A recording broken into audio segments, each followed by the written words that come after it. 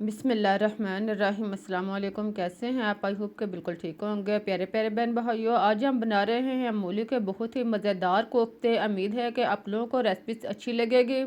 इसके लिए हमारे पास हैं मूलियाँ, 3 अदद मूली। आप जितने कोफ्ते बनाने हैं उतनी उस हिसाब से भी ले सकते हैं। मूली को आप धोकर अच्छी तरह साफ़ कर लें और फिर आप इसका छिलका उतार लें। साली मूली से आप ब्रीक छिलका जो है वो छुरी के साथ उतारें और फिर आप इसे क्रश कर लें। क्रश करते हुए ख्याल रखें कि आपने इसको मोटा मोटा क्रश नहीं करना, इसे ब्रीक क्रश करना है। जितना आप इसे ब्रीक क्रश करेंगे इतने ही कोफ्ते जो हैं वो अच्छे बनेंगे। आप इसको इस साइज़ का जो है वो क्रश कर लें। देखें, इस तरह का आप सारी मूलियों को क्रश कर लें।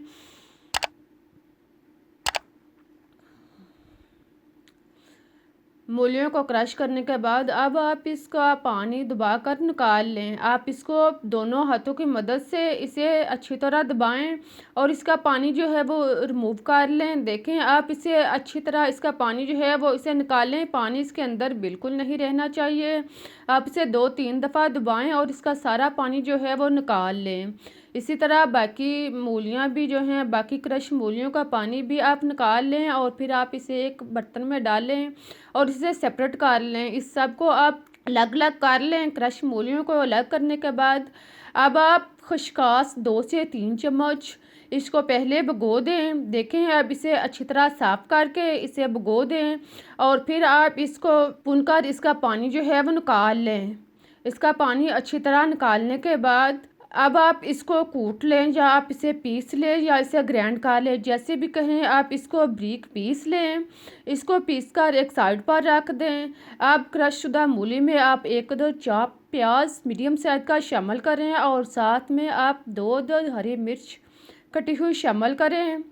हरी मिर्च डालने के बाद अब आप इसमें हरा धनिया 2 से 3 खाने के चम्मच शामिल करें। कटा हुआ हरा धनिया डालने के बाद अब आप इसमें सुरख मिर्च 1 चम्मच शामिल करें। सुरख मिर्च आप टेस्ट के मुताबिक भी ले सकते हैं। नमक 1 चम्मच डाल लें। नमक भी आप टेस्ट के मुताबिक ले सकते हैं।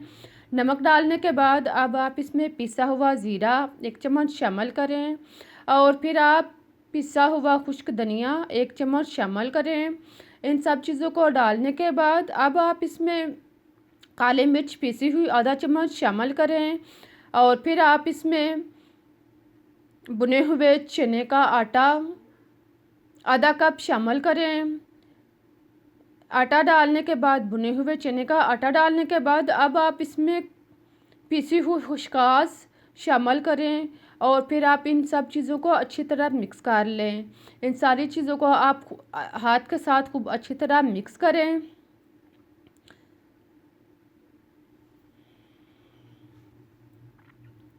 सारे मसाला जात और मूलियों को अच्छी तरह मिक्स करने के बाद अब आप हाथों पे थोड़ा सा ऑयल लगाएं और फिर इसमें थोड़ा सा मेज़ा लें।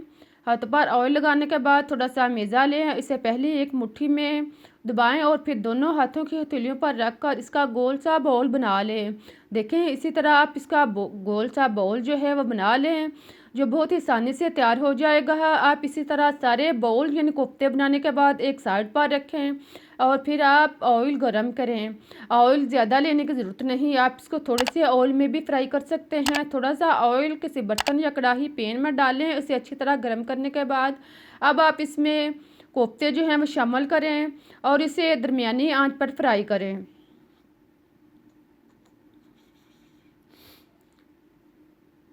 जब एक साइड से कोफ्ते जो हैं ब्राउन हो जाएं तो इनकी साइड चेंज करें और दूसरी साइड से भी इनको अच्छी तरह ब्राउन करें। इनको चम्मच के साथ हरकत दें ताकि ये चारों साइड से अच्छी तरह ब्राउन हो जाए। जब कोफ्तों का कलर चेंज हो जाए, अच्छी तरह ब्राउन हो जाए इस तरह, तो आप इनको निकाल लें।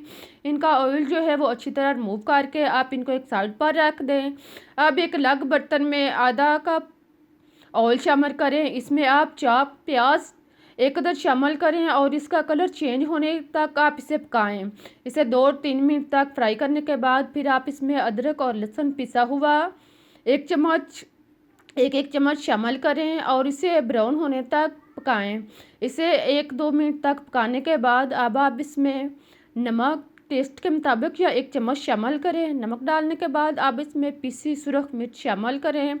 सुरख मिर्च पीसी आधा चम्मच शामिल करने के बाद फिर आप इसमें काली मिर्च पीसी हुई आधा चम्मच शामिल करें और साथ में आप पिसा हुआ ज़ीरा 1 चम्मच शामिल करें और फिर इसके बाद आप पिसा हुआ हरा धनिया, पिसा हुआ खुश्क धनिया 1 चम्मच शामिल करें और साथ में पिसी हुई हल्दी आधा चम्मच शामिल करने के बाद इन सब चीज़ों को मिक्स करें, चम्मच लाएं और इसे फ्राई करें। साथ में आप थोड़ा सा पानी लगा लें ताकि सारे मसाला जात जो हैं वो अच्छी तरह फ्राई हो जाएं और जले नहीं।